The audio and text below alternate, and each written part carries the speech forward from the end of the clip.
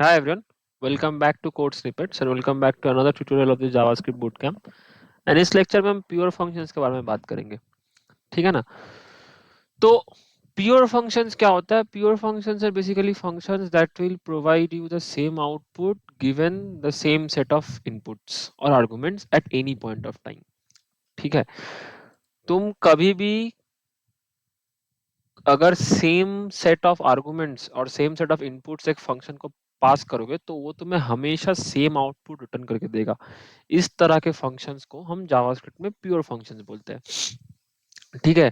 Pure functions ना तो किसी भी चीज को म्यूटेट करता है, एंड बाय किसी भी चीज आई मीन ना तो वो अपने स्कोप के बाहर किसी भी चीज को म्यूटेट करेगा, ना तो वो अब उसका जो आर्गुमेंट्स पास हो रहा है उसके अंदर जो इनपुट्स पास हो रहा है उनको म्यूटेट करेगा, ना एप्लीकेशन में कहीं पे भी कुछ भी ऐसा साइड इफेक्ट क्रिएट करेगा उसके लिए, ठीक है ना? साइड इफेक्ट्स मतलब मैं मेरे फंक्शन में कुछ कर रहा हूँ, उसके लिए मेरे एप्लीकेशन में कुछ और हो गया, कुछ साइड इफेक्ट हो गया, ठीक है ना? तो प्योर फंक्शंस जो है वो कभी साइड इफेक्ट क्रिएट नहीं करेगा, वो कुछ चीज को म्यूटेट नहीं करेगा जो उसके स्कोप के बाहर है, ठीक है? तो प्योर फंक्शन बस and it is also not dependent on anything outside of its scope, ठीक है ना? वो बस अपने इनपुट पैरामीटर्स के ऊपर डिपेंडेंट होता है। Pure functions are only dependent on its input parameters and they do not modify the state of the application, ठीक है ना? अब इसका एग्जांपल मान लो मेरे पास कुछ है function, I tell something as gate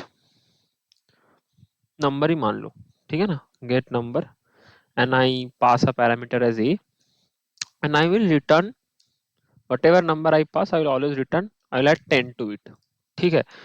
तो मैं any time any point of time मैं अगर इस गेट नंबर को विथ टू कॉल करता हूँ, ठीक है? इसको मैं कभी भी कहीं भी कॉल करूँ, ठीक है?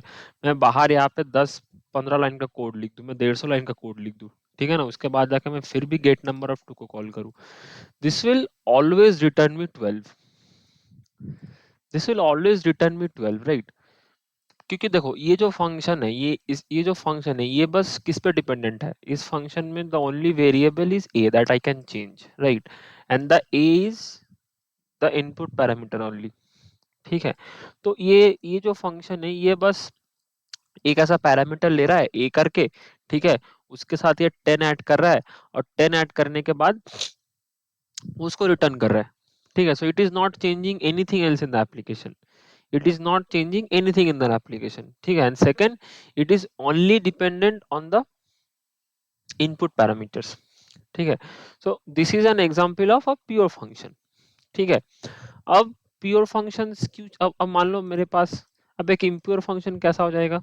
मान लो मैं यही पे I would have a variable called as tax, मान लो टैक्स, ठीक है? अभी 30% टैक्स लगता है हम पे, ठीक है? 30% टैक्स लगता है तो मान लो मैं कर दूंगा 30, ठीक है?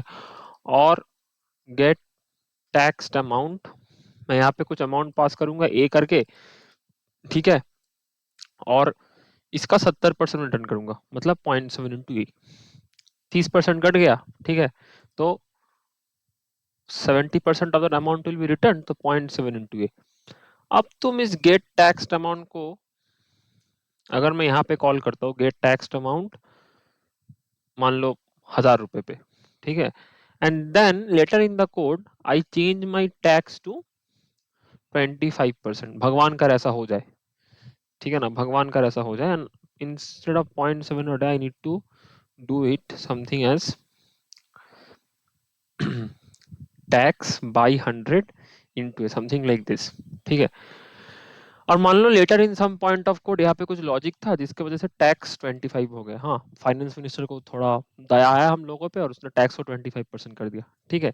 इसके बाद मैं अगर इस फंक्शन को कॉल करूंगा with the get taxed amount of 1000, ठीक है? तो यहाँ पे मेरा क्या आएगा? पहले it you will see the tax amount is 300 and then you will see the tax amount is 250, ठीक है ना? तो in both this places I call this function with the same set of input which is 1000, लेकिन मेरा ये जो function है this is not only dependent on the input parameter, it is also dependent on something outside of its scope, ठीक है, ये अपने scope के बाहर भी ऐसा कुछ वेरिएबल के ऊपर डिपेंडेंट है जिस पे इसका हाथ है नहीं पूरा। तो इस तरह का फंक्शन जो है, इस तरह के फंक्शंस हो गए इम्प्योर फंक्शंस। ठीक है, इस तरह के फंक्शंस हो गए इम्प्योर फंक्शंस। ठीक है, तो ये डिफरेंस है बेसिकली प्योर फंक्शंस में इम्प्योर फंक्शंस में। ठीक है, मैं अगर मेरा कोई भी पार्ट ऑफ कोड अगर इस टैग्स का वैल्यू को चेंज कर देगा तो ये मेरा फंक्शन को जो आउटपुट है ये इफेक्ट हो जाएगा। ठीक है, तुम रियल लाइफ सिनेरियोज में कैसे होगा, मान लो तुम्हारे फंक्शन के अंडर से तुम कोई डेटाबेस की कुछ कॉल लगाते हो या फिर कुछ एपीआई की कॉल लगाते हो। ठीक है, तो वो फंक्शन आज तुम्हें मान लो 10 वैल्यू देगा, कल जाके तुम्हारे डेटाबेस में कुछ 5-6 वैल्यू और ऐड हो गए। ठीक है ना, तो वो फंक्शन तुम्हें कल जाके कुछ और नंबर ऑफ वैल्यूज मतलब कुछ 15-16 वैल्यूज रिटर्न करेगा। ठीक है ना, सो बेसिकली क्या होगा, वही same function with the same number of inputs, because that function has some database attached to it or some API calls attached to it, can return you different set of outputs for the same set of inputs. ठीक है, so that is basically what pure functions are. I hope you understood this. Pure functions actually this is a very, अब तुम सोच सकते हो भाई ये कुछ कोड को इफेक्ट नहीं कर रहा है तो why should we use pure functions. Pure function ऐसा नहीं कि प्योर फंक्शंस कोड को इफेक्ट नहीं करता, प्योर फंक्शंस तुमको अपने कोड में इम्यूटेबिलिटी रखने में हेल्प करता है। ठीक है, और दूसरी बात ये टेस्ट करने के लिए बहुत आसान होते हैं। ठीक है, pure functions are easier to test and they are easier to maintain. ठीक है, एक बहुत फेमस फ्रेमवर्क है, like the more you go into JavaScript and if some of you already heard of it, Redux बोल के एक बहुत famous framework है। तो उसमें ना एक रिड्यूसर्स का कॉन्सेप्ट होता है, रिड्यूसर्स और प्योर फंक्शंस। ठीक है, वो अपने एप्लीकेशन के स्टेट को कांस्टेंट रखता है। ठीक है, it doesn't allow you to mutate the state directly, वो स्टेट ऑफ द एप्लीकेशन को कांस्टेंट रखने की कोशिश करता है। ठीक है, which is a good coding practice. ठीक है, so that's it for this lecture. I just wanted you to introduce the term pure functions to, so that you understand, so that कहीं तुम pure functions बोल के कुछ देखो, you do not say I do not know what this term is. You should know what pure functions are.